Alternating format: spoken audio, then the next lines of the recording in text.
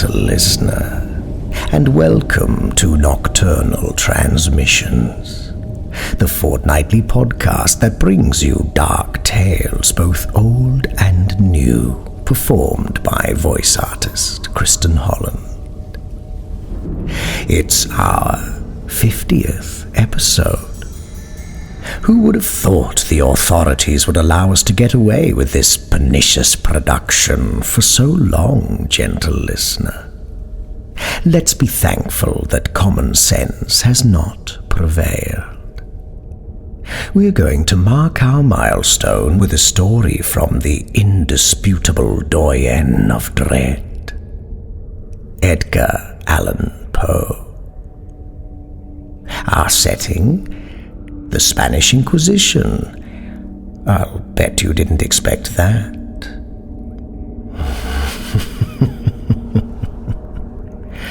Nocturnal Transmissions is proud to present Edgar Allan Poe's The Pit and the Pendulum.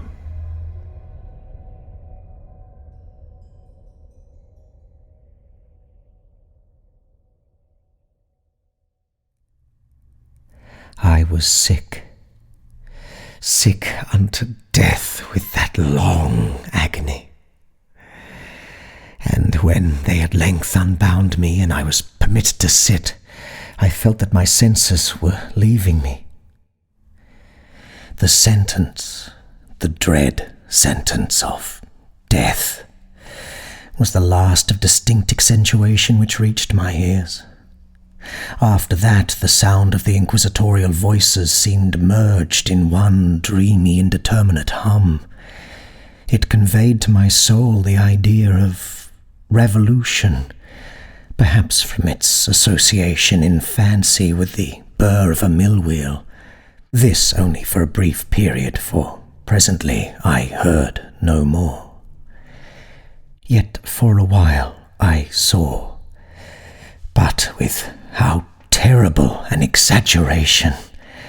I saw the lips of the black-robed judges. They appeared to me whiter than the sheet upon which I trace these words, and thin, even to grotesqueness, thin with the intensity of their expression of firmness, of immovable resolution, of stern contempt, of human torture. I saw that the decrees of what to me was fate were still issuing from those lips. I saw them writhe with a deadly locution. I saw them fashion the syllables of my name, and I shuddered because no sound succeeded.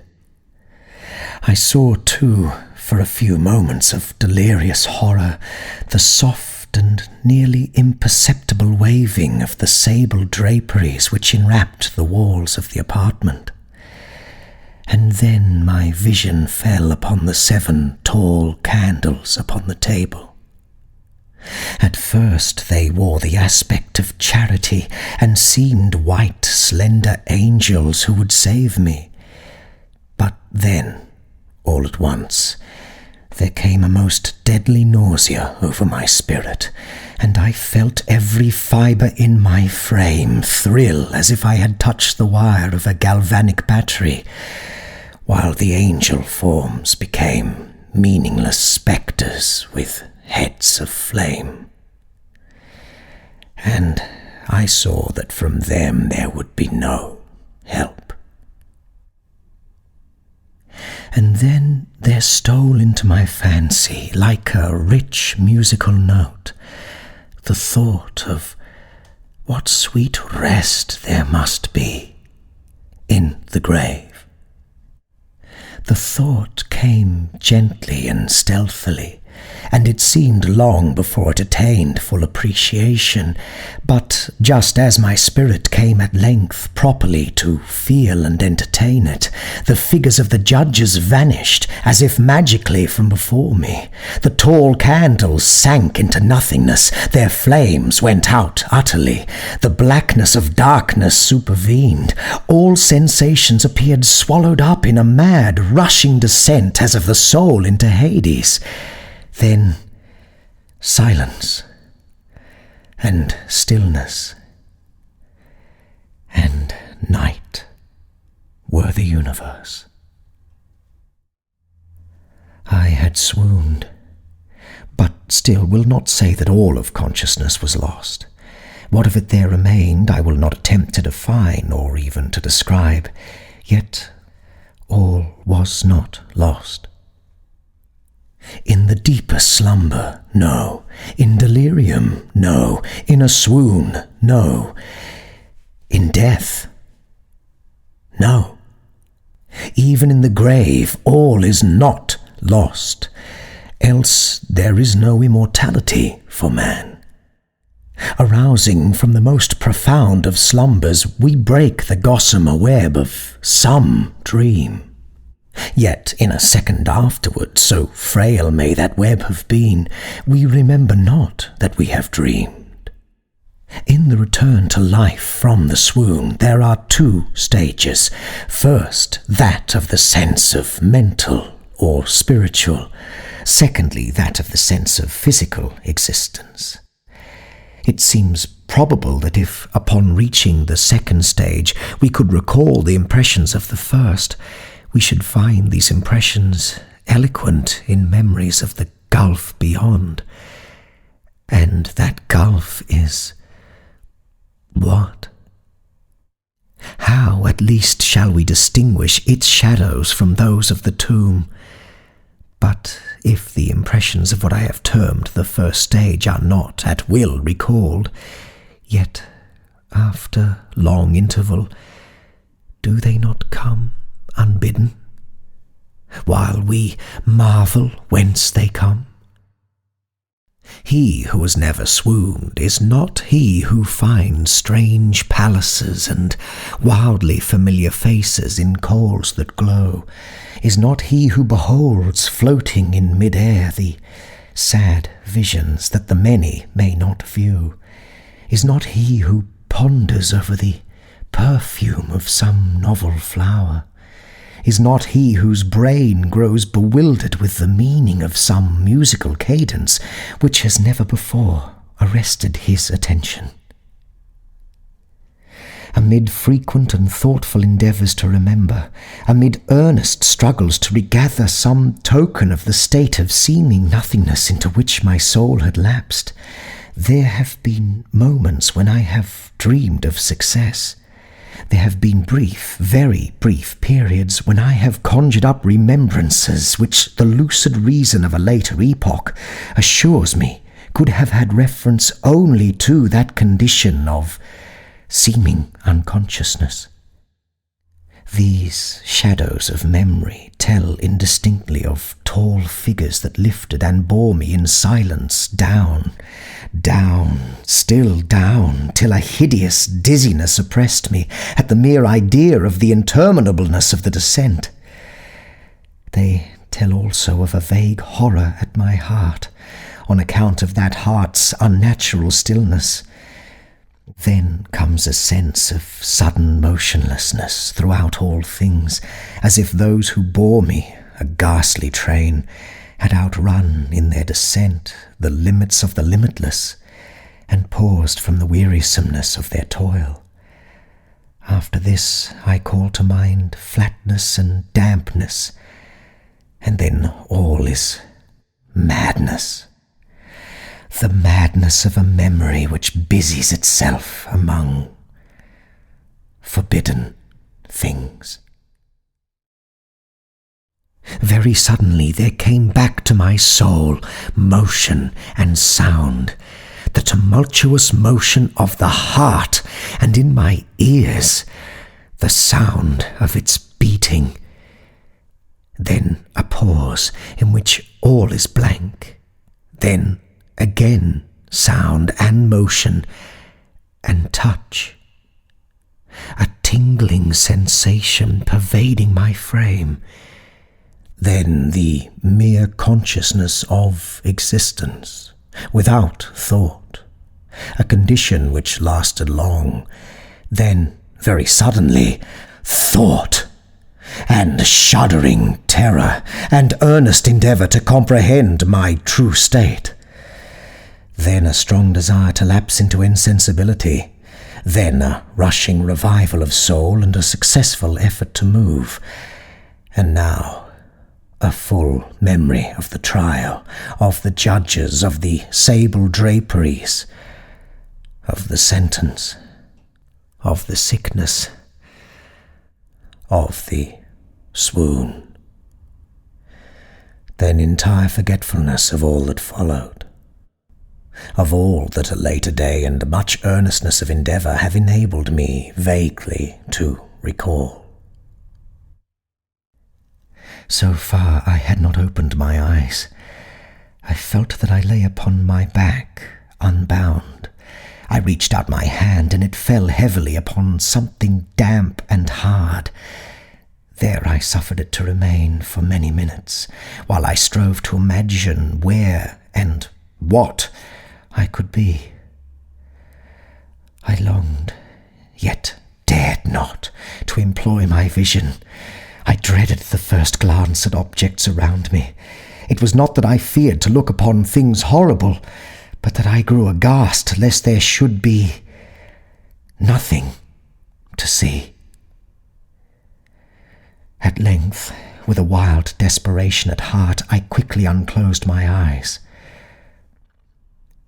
My worst thoughts, then, were confirmed. The blackness of eternal night encompassed me. I struggled for breath. The intensity of the darkness seemed to oppress and stifle me. The atmosphere was intolerably close. I still lay quietly and made effort to exercise my reason.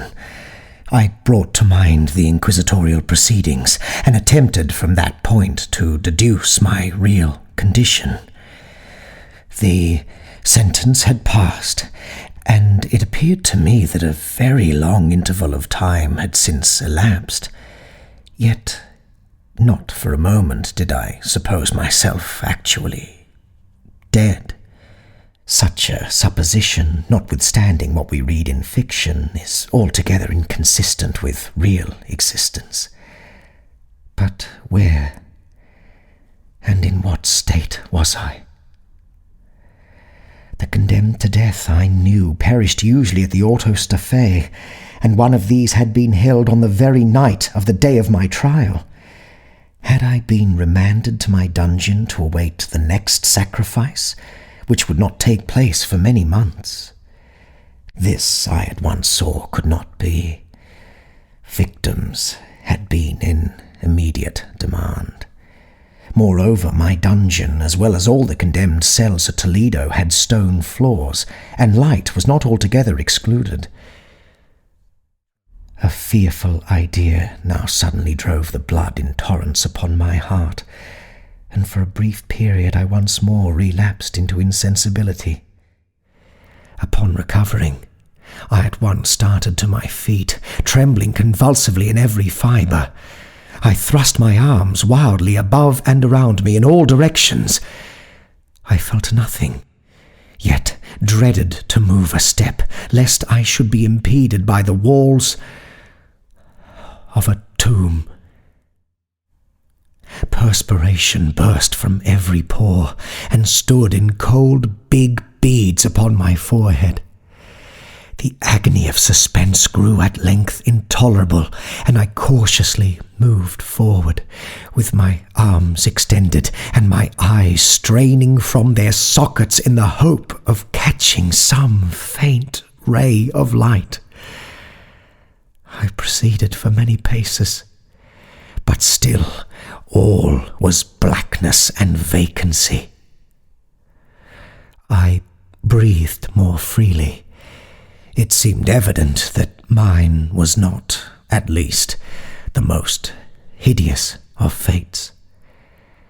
And now, as I still continued to step cautiously onward, there came thronging upon my recollection 1,000 vague rumours of the horrors of Toledo.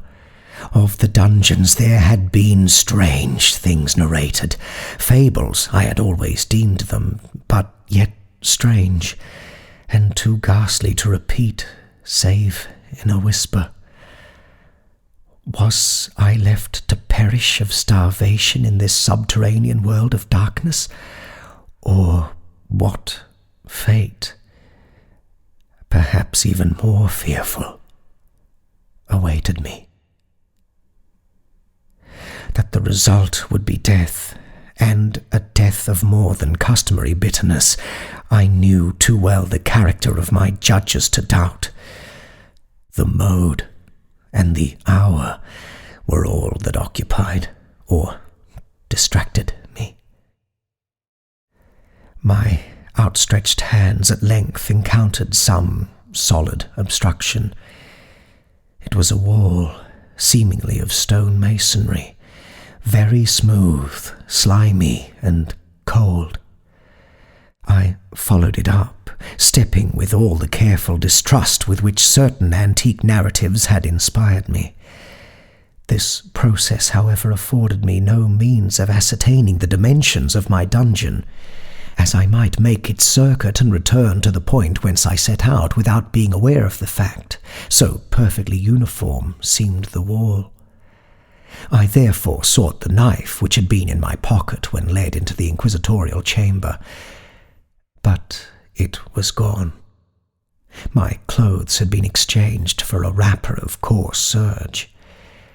I had thought of forcing the blade in some minute crevice of the masonry, so as to identify my point of departure. The difficulty, nevertheless, was but trivial, although in the disorder of my fancy it seemed at first insuperable. I tore a part of the hem from the robe and placed the fragment at full length and at right angles to the wall. In groping my way around the prison, I could not fail to encounter this rag upon completing the circuit. So, at least, I thought. But I had not counted upon the extent of the dungeon, or upon my own weakness. The ground was moist and slippery. I staggered onward for some time when I stumbled and fell. My excessive fatigue induced me to remain prostrate, and sleep soon overtook me as I lay. Upon awakening and stretching forth an arm, I found beside me a loaf and a pitcher of water. I was too much exhausted to reflect upon this circumstance, but ate and drank with avidity. Shortly afterward I resumed my tour around the prison, and with much toil came at last upon the fragment of the serge.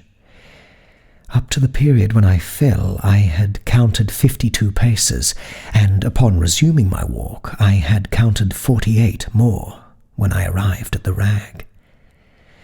There were in all, then, 100 paces, and admitting 2 paces to the yard, I presumed the dungeon to be 50 yards in circuit.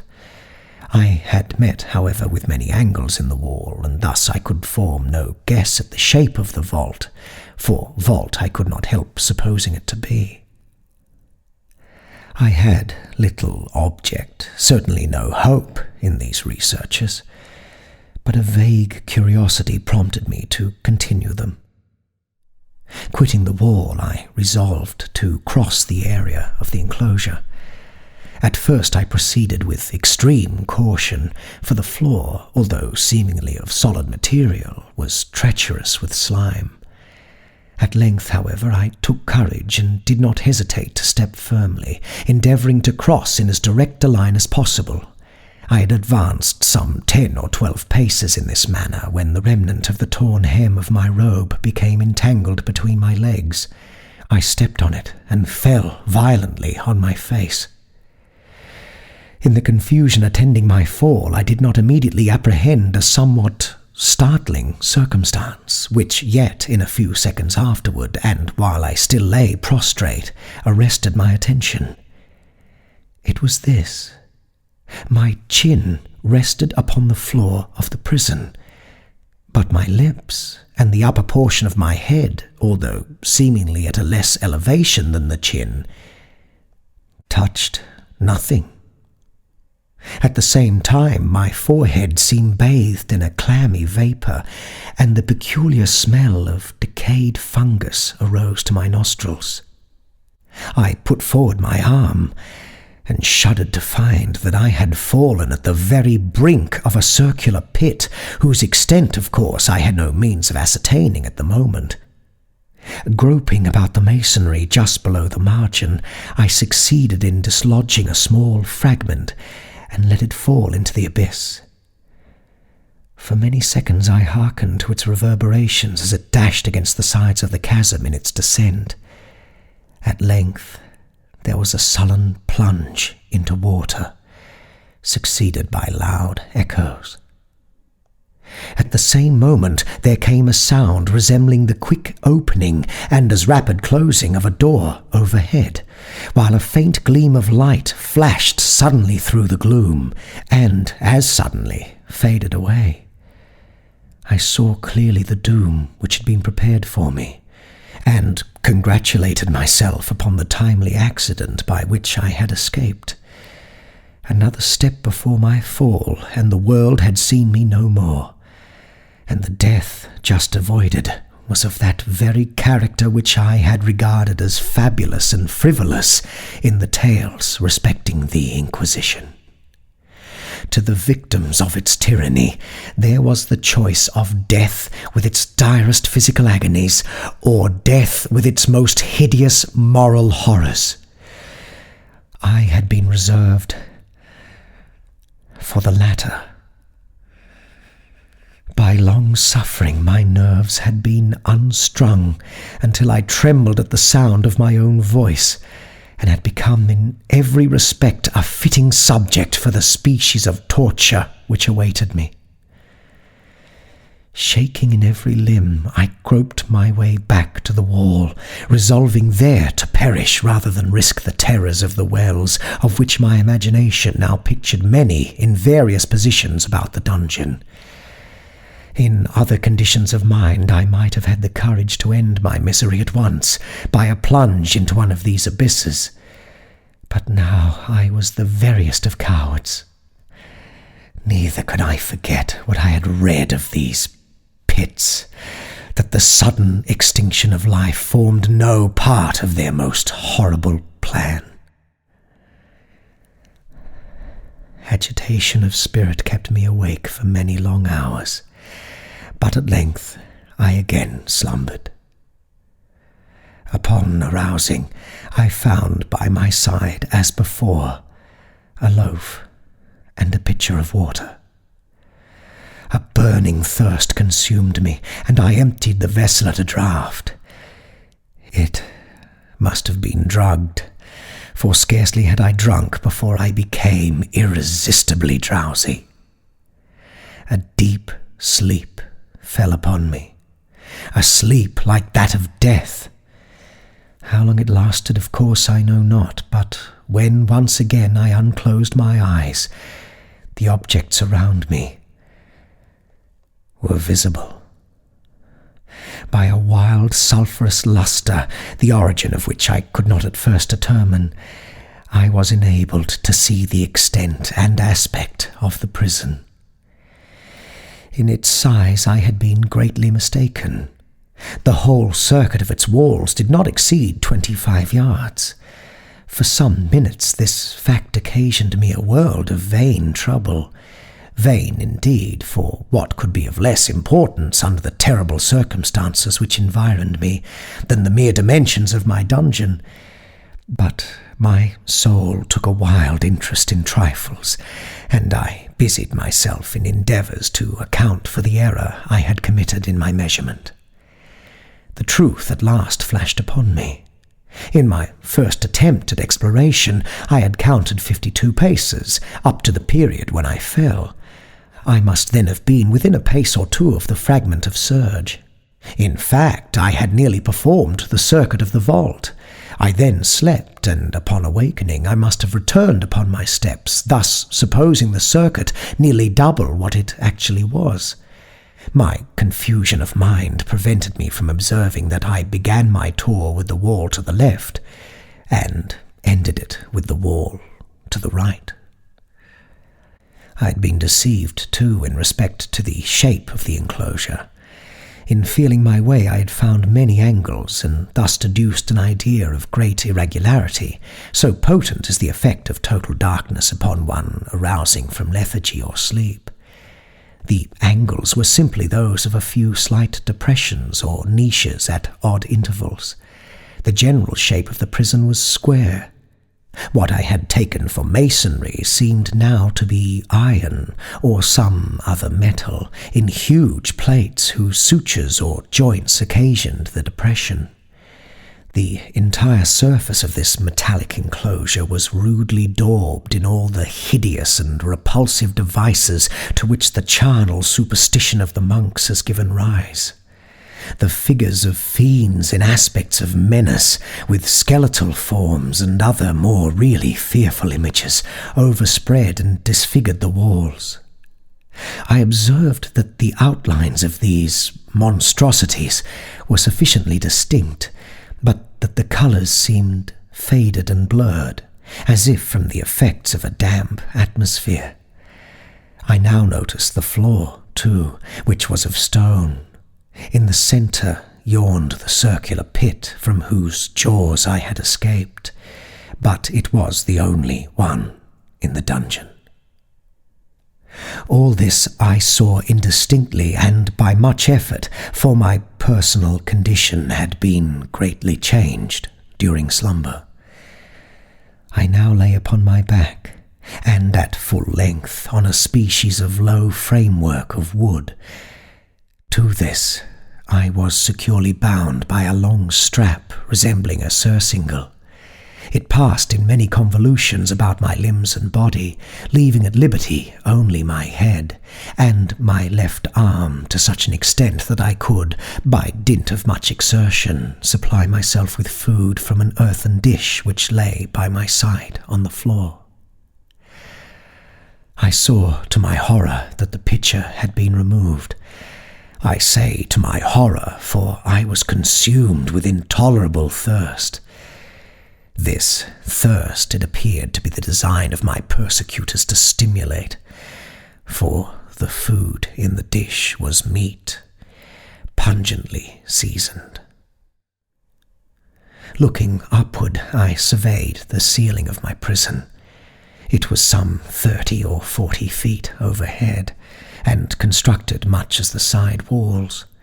In one of its panels a very singular figure riveted my whole attention. It was the painted figure of Time, as he is commonly represented, save that in lieu of a scythe he held what, at a casual glance, I supposed to be the pictured image of a huge pendulum, such as we see on antique clocks. There was something, however, in the appearance of this machine which caused me to regard it more attentively. While I gazed directly upward at it, for its position was immediately over my own, I fancied that I saw it in motion. In an instant afterward the fancy was confirmed. Its sweep was brief and of course slow. I watched it for some minutes, somewhat in fear, but more in wonder. Wearied at length with observing its dull movement, I turned my eyes upon the other objects in the cell. A slight noise attracted my notice, and looking to the floor, I saw several enormous rats traversing it. They had issued from the well which lay just within view to my right. Even then, while I gazed, they came up in troops, hurriedly, with ravenous eyes, allured by the scent of the meat. From this it required much effort and attention to scare them away. It might have been half an hour, perhaps even an hour, for I could take but imperfect note of time, before I again cast my eyes upward. What I then saw confounded and amazed me. The sweep of the pendulum had increased in extent by nearly a yard. As a natural consequence, its velocity was also much greater. But what mainly disturbed me was the idea that it had perceptibly descended. I now observed, with what horror it is needless to say, that its nether extremity was formed of a crescent of glittering steel, about a foot in length from horn to horn, the horns upward, and the under edge evidently as keen as that of a razor.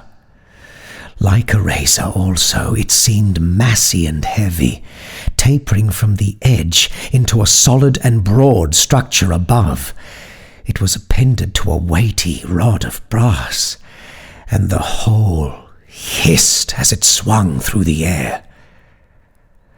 I could no longer doubt the doom prepared for me by monkish ingenuity in torture. My cognizance of the pit had become known to the inquisitorial agents.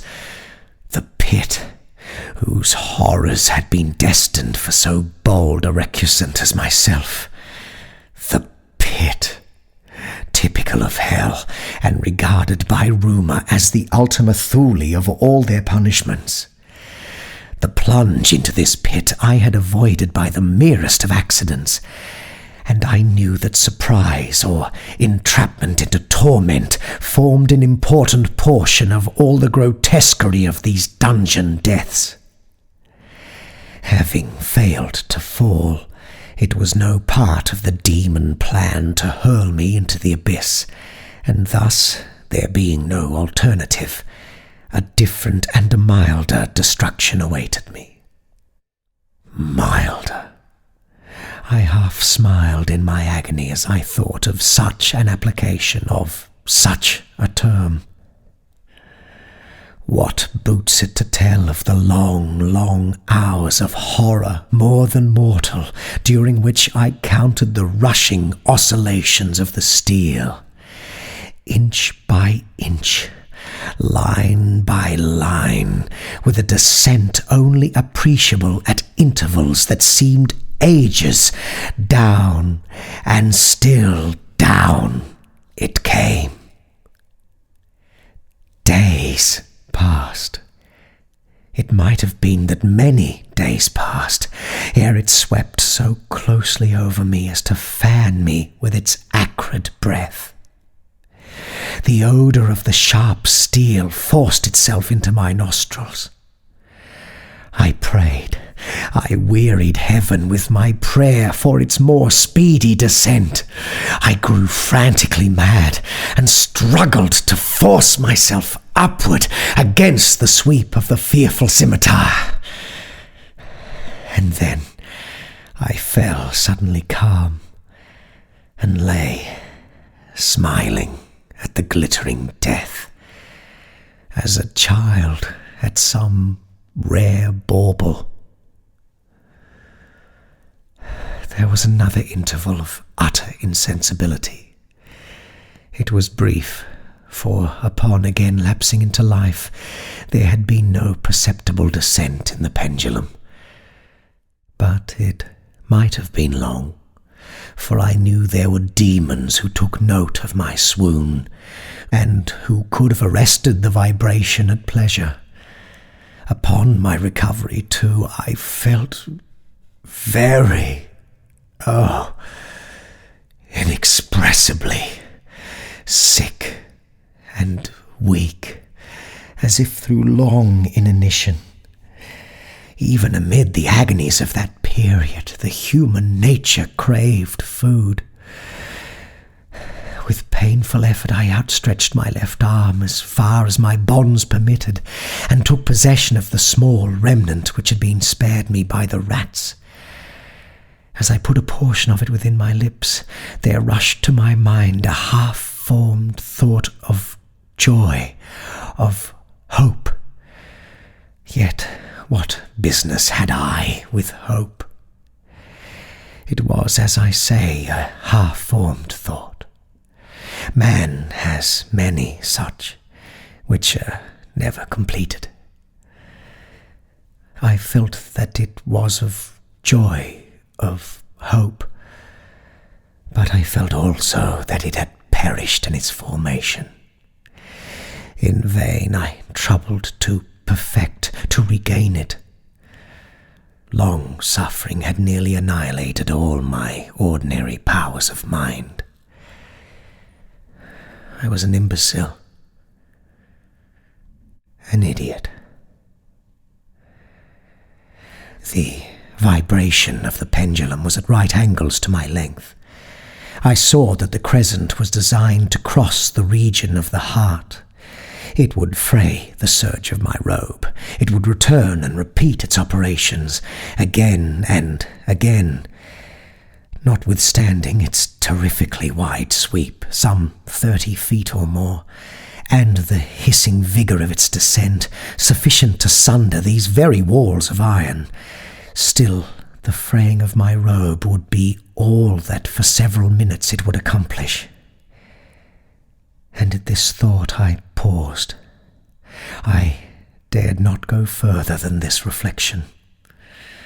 I dwelt upon it with a pertinacity of attention, as if in so dwelling I could arrest here the descent of the steel. I forced myself to ponder upon the sound of the crescent as it should pass across the garment, upon the peculiar thrilling sensation which the friction of cloth produces on the nerves. I pondered upon all this frivolity until my teeth were on edge. Down steadily it crept. I took a frenzied pleasure in contrasting its downward with its lateral velocity, to the right, to the left, far and wide, with the shriek of a damned spirit, to my heart, with the stealthy pace of the tiger. I alternately laughed and howled as the one or the other idea grew predominant. Down, certainly, relentlessly down. It vibrated within 3 inches of my bosom. I struggled violently, furiously, to free my left arm. This was free only from the elbow to the hand. I could reach the latter from the platter beside me to my mouth, with great effort, but no farther. Could I have broken the fastenings above the elbow, I would have seized and attempted to arrest the pendulum. I might as well have attempted to arrest an avalanche. Down, still, unceasingly, still, inevitably, down. I gasped and struggled at each vibration. I shrunk convulsively at its every sweep. My eyes followed its outward or upward whirls with the eagerness of the most unmeaning despair.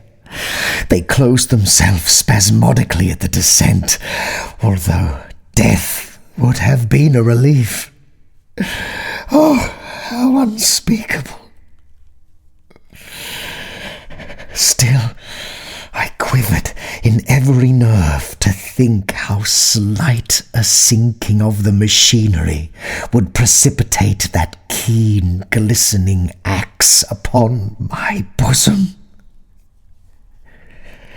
It was hope that prompted the nerve to quiver, the frame to shrink.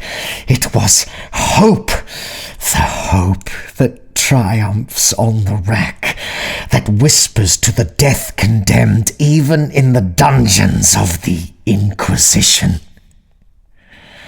I saw that some 10 or 12 vibrations would bring this steel in actual contact with my robe, and with this observation there suddenly came over my spirit all the keen, collected calmness of despair. For the first time during many hours, or perhaps days, I thought. It now occurred to me that the bandage or surcingle which enveloped me was unique, I was tied by no separate cord. The first stroke of the razor-like crescent athwart any portion of the band would so detach it that it might be unwound from my person by means of my left hand. But how fearful in that case the proximity of the steel, the result of the slightest struggle, how deadly. Was it likely, moreover, that the minions of the torturer had not foreseen and provided for this possibility? Was it probable that the bandage crossed my bosom in the track of the pendulum? Dreading to find my faint and, as it seemed, my last hope frustrated, I so far elevated my head as to obtain a distinct view of my breast. The surcingle enveloped my limbs and body close in all directions, save in the path of the destroying crescent. Scarcely had I dropped my head back into its original position when there flashed upon my mind what I cannot better describe than as the unformed half of that idea of deliverance to which I had previously alluded, and of which a moiety only floated indeterminately through my brain when I raised food to my burning lips. The whole thought was now present, feebly, scarcely sane, scarcely definite, but still entire. I proceeded at once, with the nervous energy of despair, to attempt its execution. For many hours, the immediate vicinity of the low framework on which I lay had been literally swarming with rats. They were wild, bold, ravenous, their red eyes glaring upon me as if they waited but for motionlessness on my part to make me their prey.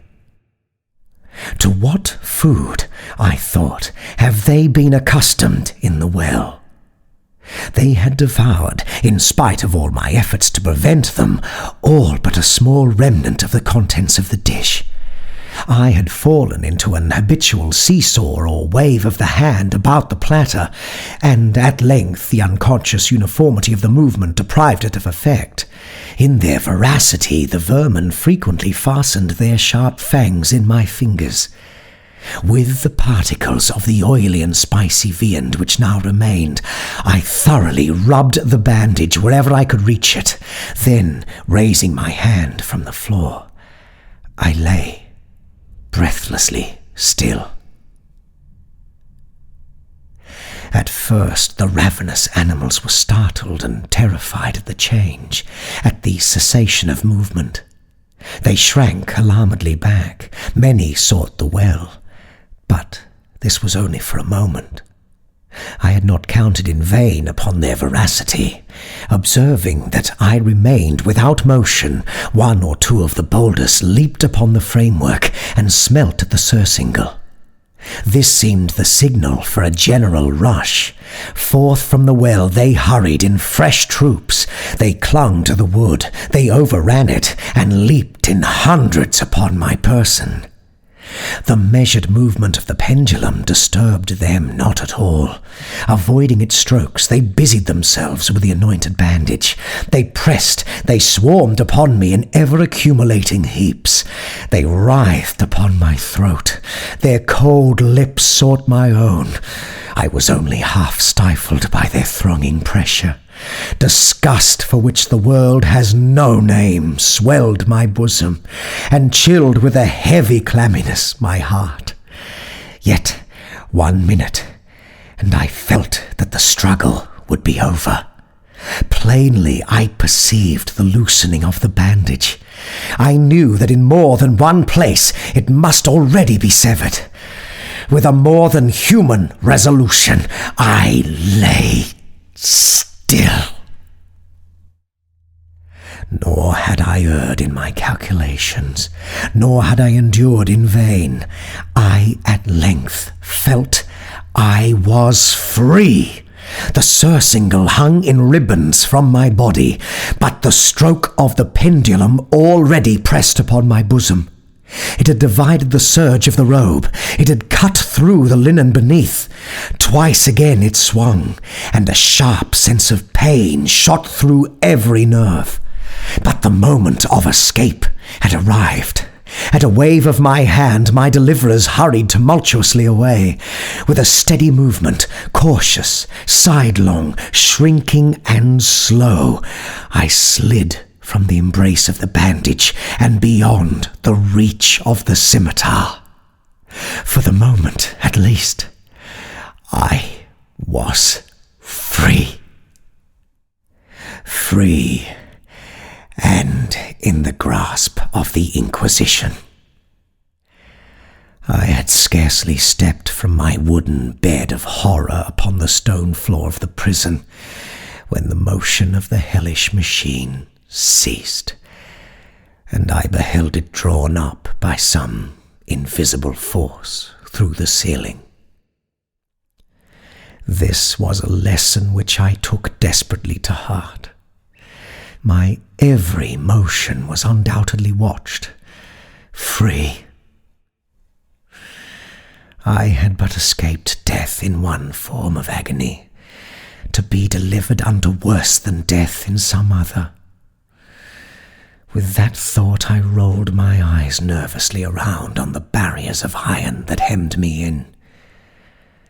Something unusual, some change which at first I could not appreciate distinctly, it was obvious, had taken place in the apartment.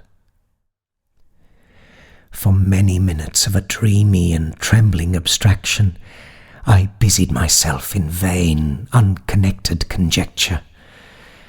During this period, I became aware for the first time of the origin of the sulphurous light which illuminated the cell. It proceeded from a fissure about 1/2 inch in width, extending entirely around the prison at the base of the walls, which thus appeared and were completely separated from the floor. I endeavoured, but of course in vain, to look through the aperture. As I arose from the attempt, the mystery of the alteration in the chamber broke at once upon my understanding. I have observed that although the outlines of the figures on the walls were sufficiently distinct, yet the colours seemed blurred and indefinite.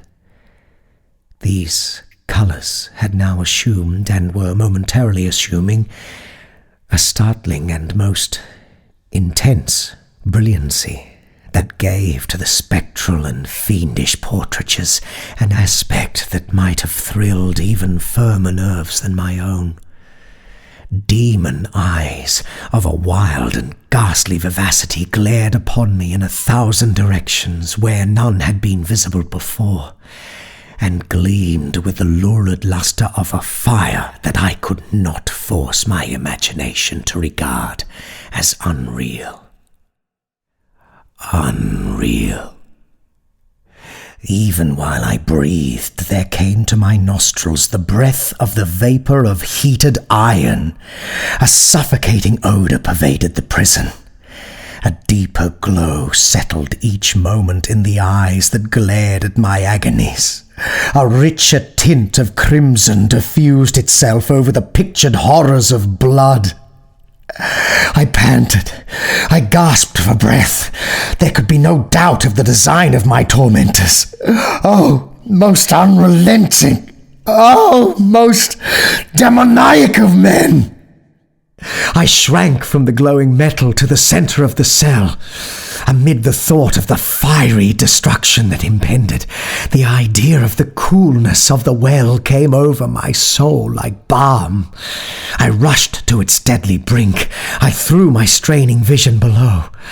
The glare from the enkindled roof illumined its innermost recesses. Yet, for a wild moment did my spirit refuse to comprehend the meaning of what I saw. At length it focused. It wrestled its way into my soul. It burned itself in upon my shuddering vision. Oh, for a voice to speak. Oh, horror. Oh, any horror but this. With a shriek, I rushed from the margin and buried my face in my hands, weeping bitterly.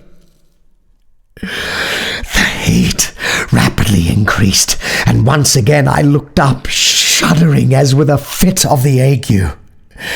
There had been a second change in the cell, and now the change was obviously in the form. As before, it was in vain that I at first endeavoured to appreciate or understand what was taking place. But not long was I left in doubt. The inquisitorial vengeance had been hurried by my twofold escape, and there was to be no more dallying with the King of Terrors. The room had been square. I saw that two of its iron angles were now acute, two, consequently, obtuse. The fearful difference quickly increased with a low rumbling or moaning sound. In an instant, the apartment had shifted its form into that of a lozenge. But the alteration stopped not there. I neither hoped nor desired it to stop.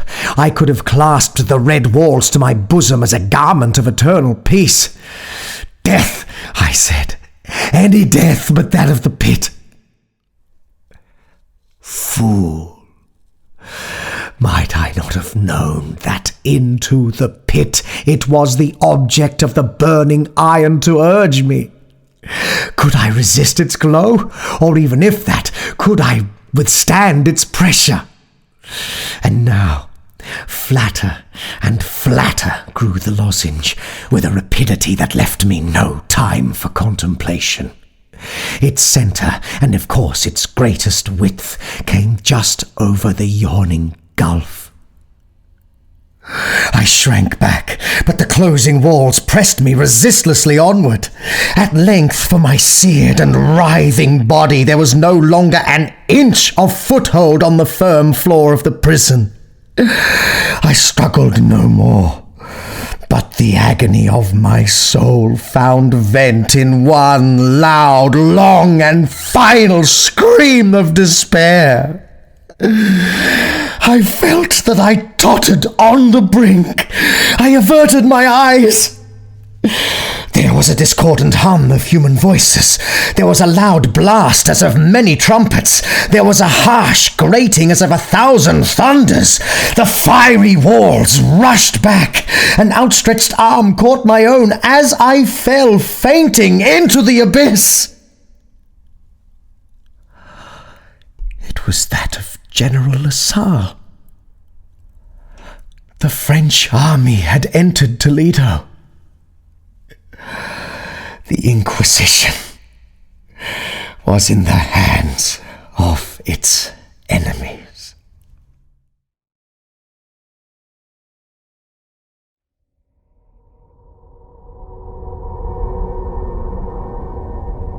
The Pit and the Pendulum by Edgar Allan Poe. I forgot that one had a happy ending. How very disappointing.